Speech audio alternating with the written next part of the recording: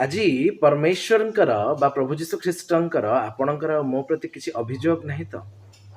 କହିବାର ତାତ୍ପର୍ଯ୍ୟ ଏହି, ଆମୋସ 4:11 ଲେଖାଯାଏ, ଆମେ ସଦମ ହମରାକୁ ଯେ ପ୍ରକାର ବିନଷ୍ଟ କଲୁ ସେଇ ପ୍ରକାର ତୁମମାନଙ୍କ ମଧ୍ୟରୁ ଅନେକ ଅଂଶକୁ ବିନଷ୍ଟ କରିବା ସମୟରେ ତୁମକୁ ପୋଡ଼ା ଖୁଣ୍ଟ ସଦୃଶ ଉଦ୍ଧାର କଲୁ, ମାତ୍ର ତୁମ୍ଭେ ଆମ ପ୍ରତି ଫେରିନା।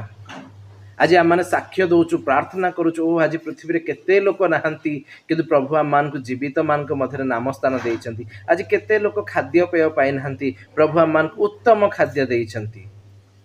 କିନ୍ତୁ କ'ଣ ଆମମାନେ ପ୍ରଭୁଙ୍କ ପ୍ରତି ଫେରିଛୁ? କାରଣ ପ୍ରଭୁ କମ୍ପ୍ଲେନ୍ କରୁଛନ୍ତି, ପ୍ରଭୁ କହୁଛନ୍ତି ଆମେ ତୁମକୁ ଉଦ୍ଧାର କରିଛୁ, ଆମ୍ଭେ ତୁମକୁ ଦୀର୍ଘ ପରମାଇ ଦେଇଛୁ, ଆମ୍ଭେ ତୁମର ଭୋଜନରେ ପ୍ରଚୁର ଆହାର ଦେଇଅଛୁ, ଆମ୍ଭେ ତୁମର ସନ୍ତାନ ଗଣକୁ ତୁମର ମେଜର ଚତୁଃପାର୍ଶ୍ୱରେ ଜିତ ବୃକ୍ଷର ଚାର ତୁଲ୍ୟ କରିଅଛୁ, ମାତ୍ର ତୁମ୍ଭେ ଫେରିନାହ। ପ୍ରଭୁ ଡାକନ୍ତି, ଉଦ୍ଯୋଗ ହେଇ ମନ ପରିବର୍ତ୍ତନ କର, ଫେରିଆସ, ତାହିରେ ରକ୍ଷା ପାଇବ। ପ୍ରଭୁ ସହାୟ ହୁଅନ୍ତୁ, ଆମେମାନେ ଫେରି ଆସୁ, ଉଦ୍ଧାର ପାଉ। ଆମେନ୍।